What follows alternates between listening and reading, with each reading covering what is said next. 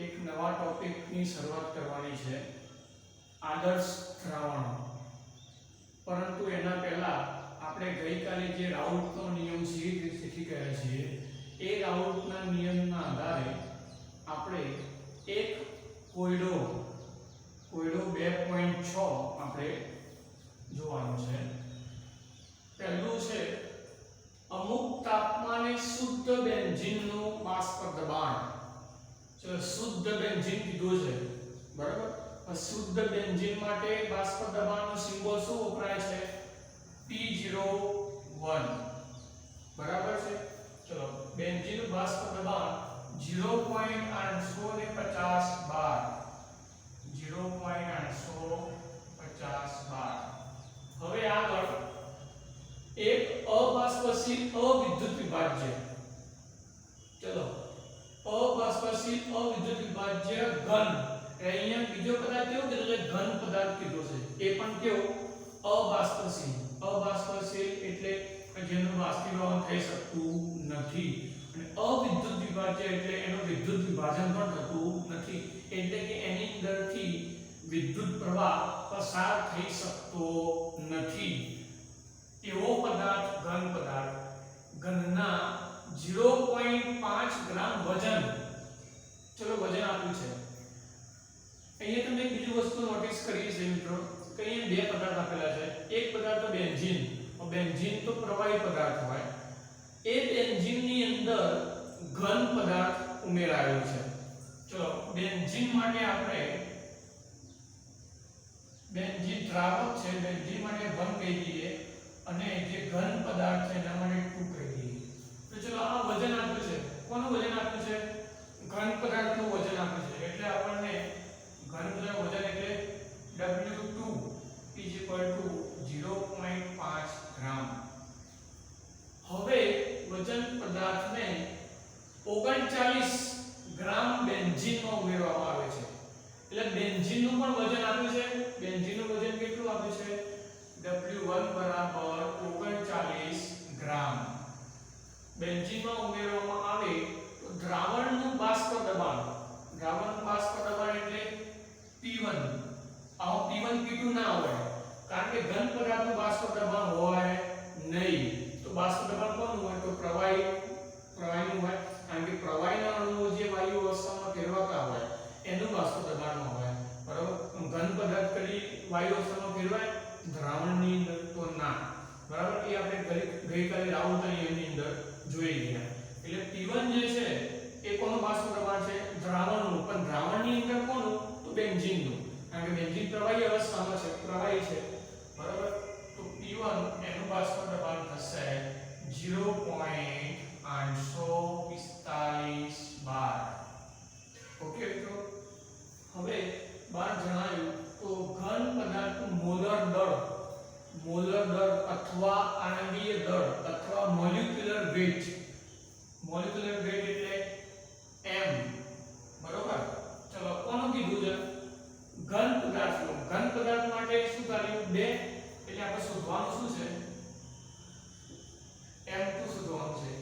પણ સૂત્રની અંદર આપણે ગઈકાલે જોયું કે m1 પણ આપ્યું છે. m1 એટલે દ્રાવકનું આણ્વીય દળ, બેન્ઝીનનું આણ્વીય દળ.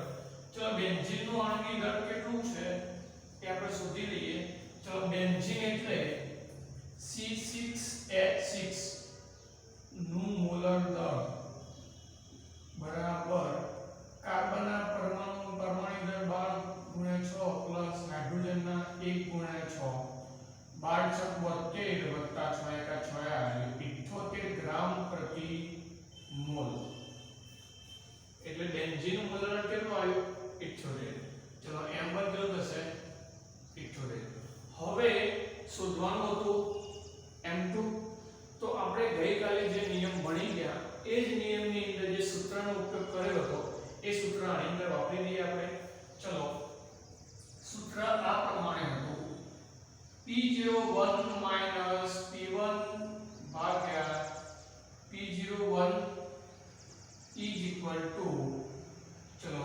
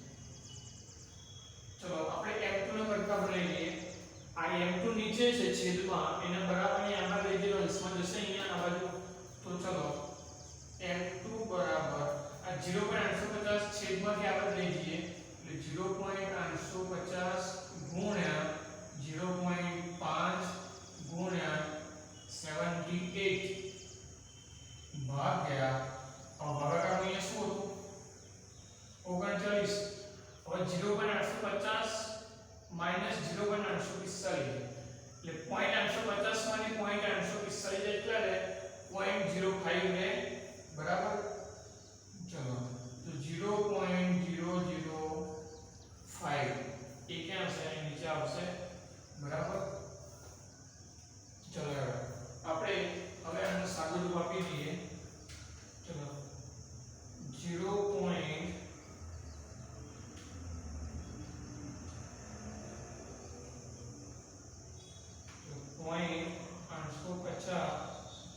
ગુણ્યા 0.5 ગુણ્યા 78 ભાગ્યા 39 ભાગ્યા 0.005 તો મિત્રો આનો જવાબ આવે છે 170 ચલો 170 શું આવ્યું ચલો આ શું આપ્યું 78 આપણને મોલર ગ્રામ પ્રતિ મોલમાં તો m2 એ પણ શું આવશે ગ્રામ પ્રતિ મોલમાં બરાબર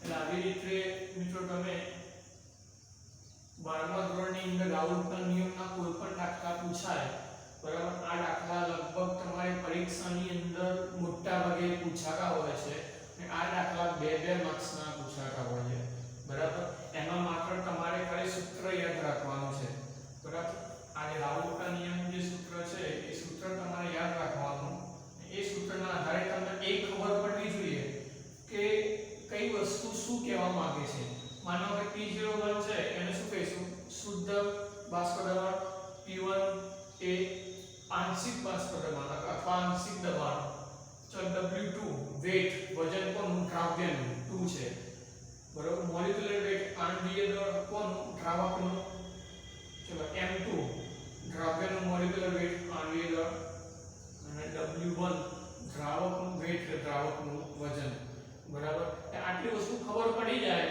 તો તમે રકમમાંથી લખી શકશો કે કઈ કિંમત કોની આપી છે નકર તમને ખબર જ ના પડે આ બધી કિંમતો આપી પણ કોની આપી છે તો તમે આનો મતલબ જાણતા હોવા જોઈએ બરાબર તો આ દાખલા એકદમ સરળ છે માનો કે અહીંયા m2 શોધવાનું કીધું છે પણ m2 ની જગ્યાએ m1 કીધો હોય તો પણ તમે શોધી શકો છો અથવા આ બધી વસ્તુમાંથી કોઈ પણ એક વસ્તુ ના આપી હોય તરત એના કરતા બનાવી તમે શોધી શકો છો માનો કે W2 શોધવાનું હોય તો એના કરતા બનાવો W1 શોધવાનું છે એને કરતા બનાવો બરાબર એટલે તમે એવી રીતે શોધી શકો છો હવે આદર્શ દ્રાવણો તો આદર્શ દ્રાવણો કોને કહેવાય આદર્શ દ્રાવણ માટે કોઈ વ્યાખ્યા તો હોવી જોઈએ તો આદર્શ દ્રાવણ માટે આ 5 પોઈન્ટ જે છે એ આપણે સમજવાના છે બરાબર આની અંદર ઘણીવાર 1 માર્ક્સના કાં તો 2 માર્ક્સના પ્રશ્ન પૂછાતા હોય છે બરાબર ચલો પહેલું કે ભાઈ આદર્શ દ્રાવણ તો આદર્શ દ્રાવણ કોને કહેવાય તો હું અહીં વ્યાખ્યા લખું છું પછી આપણે સમજી લઈએ બરાબર જે દ્રાવણ સંપૂર્ણ સાંદ્રતાએ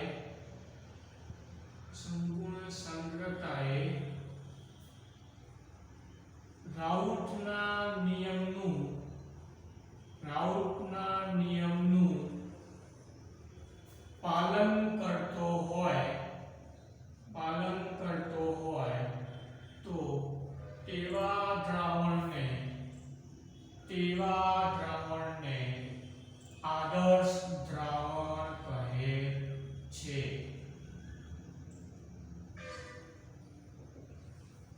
ચલો અહીંયા વ્યાખ્યા થઈ કે આદર્શ દ્રાવણ કોને કહેવાય આપણે કોને કહીએ આદર્શ દ્રાવણ તો જે દ્રાવણ સંપૂર્ણ સાંદ્રતાએ એટલે કેવું દ્રાવણ હોય તો જ્યારે કોઈ દ્રાવકને તમે દ્રાવ્યની અંદર ઓગાળો છો બરોબર પણ એની જે ઉષ્મા જે છે એની જે શક્તિ છે એની પ્રબળતા જે છે એ સૌથી વધારે હોય ઘણીવાર એવું થતું હોય કે તમે પાણીની અંદર ખાંડ ઓગાળો તો પાણી ગળ્યું બને કેવું બને પાણી ગળ્યું બને પણ દાખલા તરીકે એ ગળ્યા પાણીની અંદર તમે વધારે પડતું પાણી નાખી દો, વધારે પડતું બીજું પાણી નાખો તો ગળપણ કેવું થઈ જાય, ઓછું થાય. અથવા તમે ચલો એક વસ્તુ માની લો, 1 લિટર પાણી છે, 1 લિટર પાણીમાં 1 ચમચી ખાંડ નાખો અને 200 ml પાણીમાં 1 ચમચી ખાંડ નાખો તો વધારે ગળ્યું કયું બનશે કે જેમાં પાણી ઓછું હશે એ.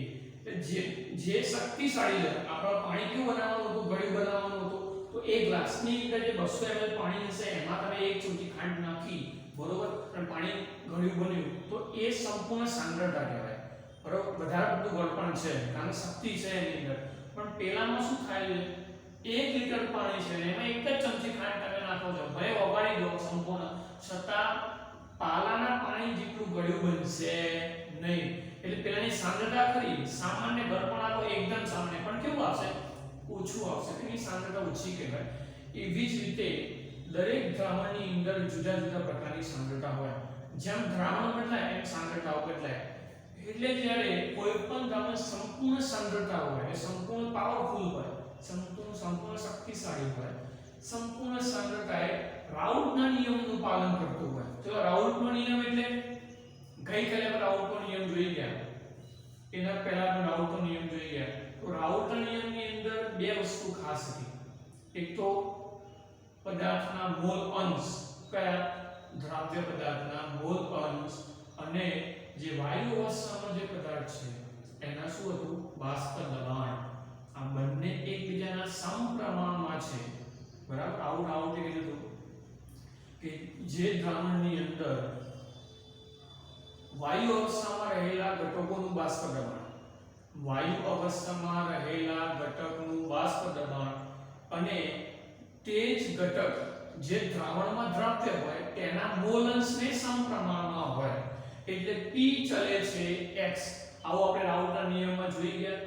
તો એ નિયમ આવા દ્રાવણને લાગુ પડતો હોય, આવા દ્રાવણને લાગુ પડતો હોય, બરાબર. એવા દ્રાવણને કેવા દ્રાવણ કહીશું, આદર્શ દ્રાવણ કહીશું. આદર્શ દ્રાવણના બીજા એક્ઝામ્પલ છે કે ભાઈ બેન્ઝીન અને ટોલ્યુઈન. આ બંનેનું દ્રાવણ, આ બંને પદાર્થને મિક્સ કરો અને જે દ્રાવણ બને એ દ્રાવણ શું બને છે, તો આદર્શ દ્રાવણ બને છે. બીજું n-હેક્ઝેન અને n-હેપ્ટેન. n-હેક્ઝેન એટલે 6 કાર્બન ધરાવતું સંયોજન, નોર્મલ હેક્ઝેન, અને n-હેપ્ટેન નોર્મલ હેપ્ટેન. હેપ્ટેન એટલે 7 કાર્બન ધરાવતું સંયોજન. તમે IUPAC નામકરણ 11મા ધોરણની અંદર ભણી ગયા છો એટલે તમને આ યાદ હશે, બરાબર. આ તો ખાલી ઉદાહરણ છે કે બેન્ઝીન અને ટોલ્યુઈનનું મિશ્રણ એટલે આદર્શ દ્રાવણ બને. એવું બીજું ઉદાહરણ છે કે n-હેક્ઝેન અને n-હેપ્ટેન એનું મિશ્રણ પણ આદર્શ દ્રાવણ છે. બીજું પણ એક છે ક્લોરોઇથેન અને ક્લોરોમિથેન, બરાબર. ક્લોરોઇથેન અને બ્રોમોઇથેન. ક્લોરોઇથેન અને બ્રોમોઇથેન. ક્લોરોઇથેન એટલે CH3CH2Cl, આપણે IUPAC નામકરણ ભણી ગયા. CH3CH2Cl ક્લોરોઇથેન. હવે ક્લોરીનની જગ્યાએ તમે બ્રોમિન લગાવી દો, Br, તો શું થઈ જાય, બ્રોમોઇથેન. તો એ બંનેનું મિશ્રણ પણ આદર્શ દ્રાવણ તરીકે વર્તે છે, બરાબર મિત્રો. તો આદર્શ દ્રાવણ કોને કહેવાય તમને ખબર પડી ગઈ કે ભાઈ જે દ્રાવણ સંપૂર્ણ સાંદ્રતાએ હોય, રાઉલ્ટના નિયમનું પાલન થતું હોય, એવા દ્રાવણ આદર્શ દ્રાવણ તરીકે ઓળખાય છે, બરાબર મિત્રો. એના ઉદાહરણ છે કે બેન્ઝીન અને ટોલ્યુઈન, n-હેક્ઝેન અને n-હેપ્ટેન, ક્લોરોઇથેન અને બ્રોમોઇથેન. ઓકે, ચલો બીજો પોઈન્ટ. હવે બીજા પોઈન્ટમાં શું કીધું છે કે જે બે પદાર્થથી દ્રાવણ બને છે, બરાબર, એ દ્રાવણનું પ્રાયોગિક એટલે પ્રેક્ટિકલી બાષ્પ દબાણ અને થિયરિટિકલ એટલે સૈદ્ધાંતિક બાષ્પ દબાણ બંને સમાન હોવું જોઈએ. ચલો સૈદ્ધાંતિક રીતે વિચારીએ થિયરિટિકલ તો થિયરી માટે આપણે બાષ્પ દબાણ શોધવા માટે શું કરીશું? ચલો થિયરી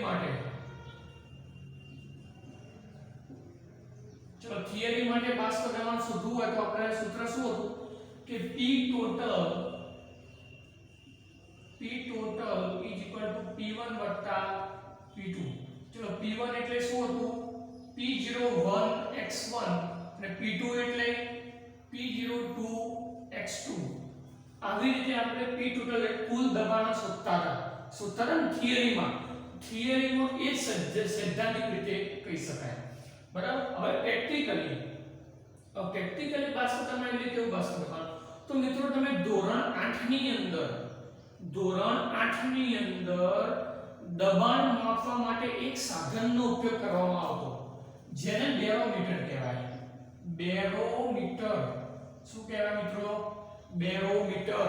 એ બેરોમીટરની મદદથી બાષ્પ દબાણ શોધવામાં આવતું જે પ્રેક્ટિકલી કહેવાય, પ્રાયોગિક કહેવાય. અને સૈદ્ધાંતિક રીતે કયું?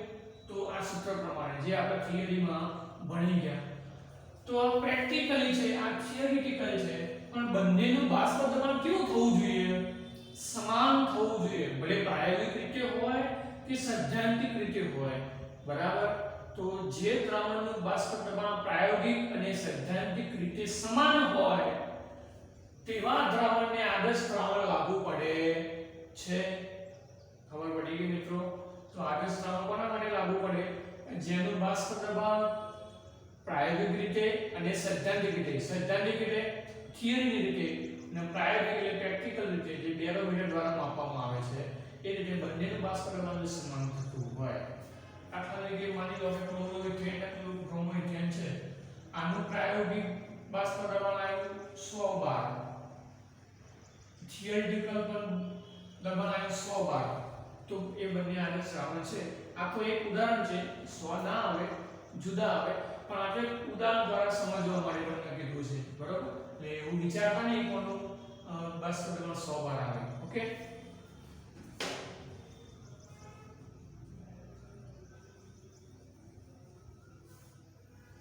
ચલો ત્રીજો પોઈન્ટ શું કહે છે?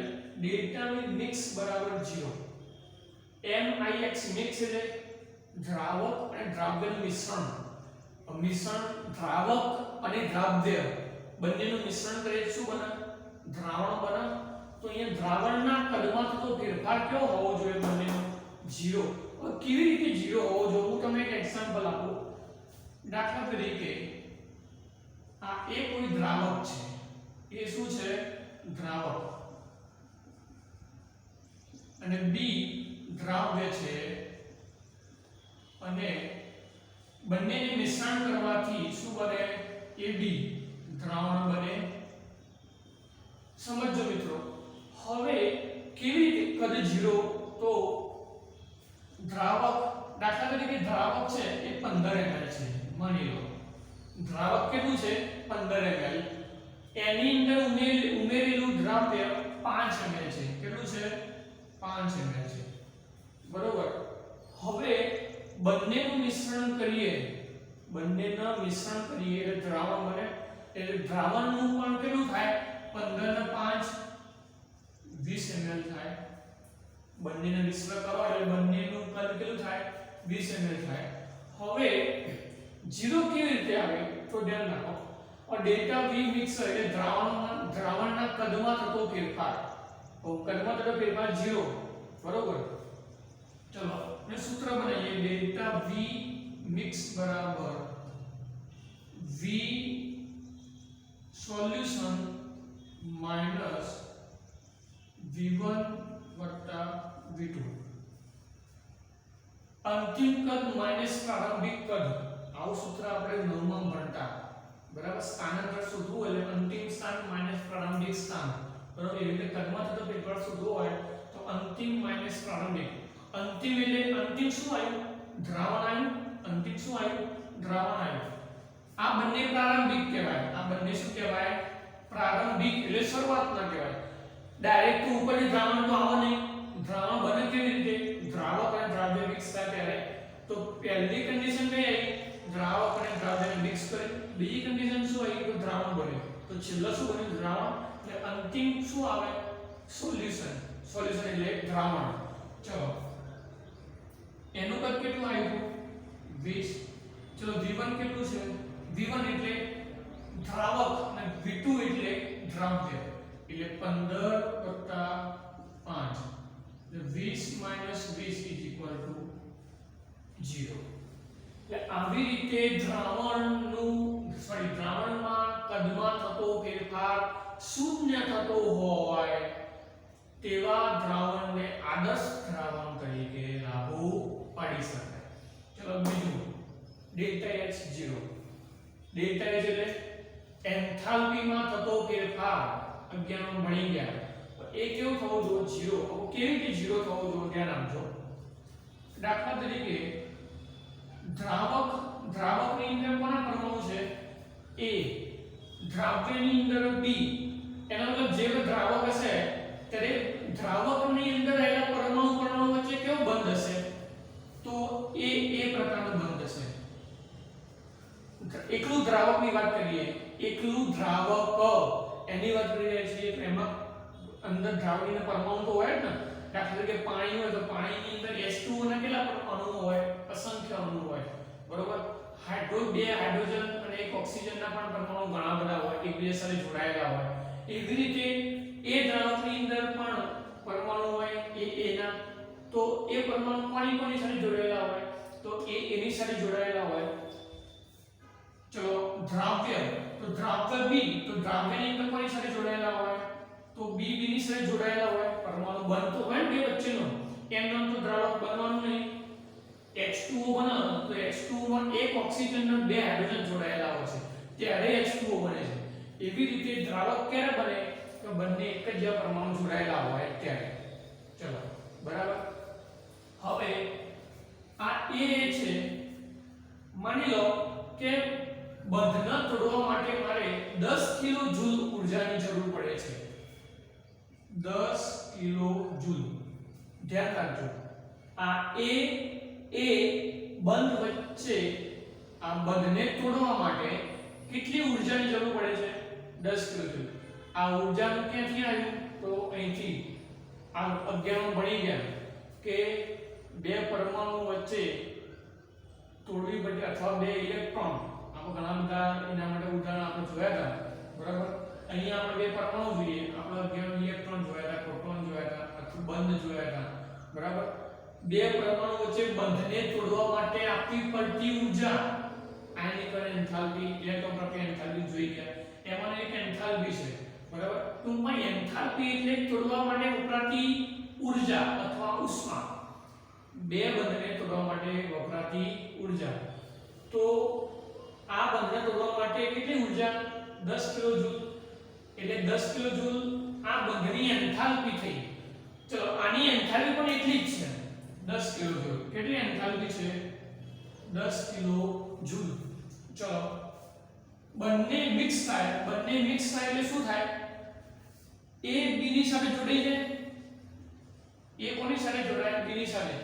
કારણ કે દ્રાવ્ય દ્રાવક ભેગા થાય, મિક્સ કરે થાય, એકબીજા વચ્ચે બંધ બને ત્યારે જ. એટલે દ્રાવકના બંધ દ્રાવ્ય સાથે જોડાઈ જાય અને દ્રાવ્યના દ્રાવક સાથે જોડાઈ જાય. અહીંયા બે પ્રકારના A છે, બે પ્રકારના B છે. એટલે આપણે અહીંયા 2 વડે ગુણી લઈએ. હવે અહીંયા જે બંધ તોડવા માટે ઊર્જા વપરાય છે એટલી જ ઊર્જા આ બંધના માટે વપરાય. A અને B માટે પણ કેટલી વપરાય? 10 કિલો જૂલ. પણ અહીંયા 2 વડે ગુણાયેલા છે આગળ એટલે આપણે 2 ગુણી લઈએ. ટોટલ તે થઈ 20 કિલો જૂલ થઈ.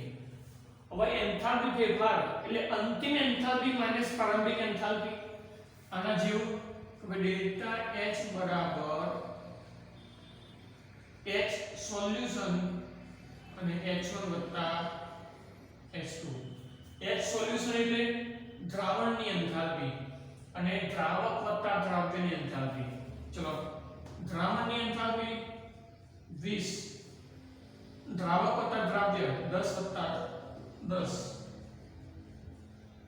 તો 20 - 20 કેટલી થાય 0 ડેલ્ટા એચ નું મૂલ્ય કેટલું થયું 0 આનો મતલબ આદર્શ દ્રાવણની અંદર એન્થાલ્પી ફેરફાર પણ કેવો હોય શૂન્ય હોય 0 હોય બરાબર ચલો આકર્ષણ બળ સમાન હોય અહીંયા આકર્ષણ બળ સમજવાનું છે ચલો માની લો કે a બે વચ્ચે લાગતું આકર્ષણ બળ b વચ્ચે લાગતું આકર્ષણ બળ અને a b વચ્ચે લાગતું આકર્ષણ બળ ચલો અહીં જો અહીંયા a વચ્ચે જે આકર્ષણ થતું હોય જેટલું આકર્ષણ બળ લાગતું હોય બરોબર દાખલા તરીકે 10 ગણું આકર્ષણ બળ લાગે છે કેટલા ગણું લાગે છે 10 ગણું અહીંયા માની લો કે 5 ગણું આકર્ષણ બળ લાગે છે કેટલું આકર્ષણ બળ લાગે છે 5 ગણું બરોબર ચલો 2a 2b છે એટલે 2ab તો આ 2ab છે એમના વચ્ચે પણ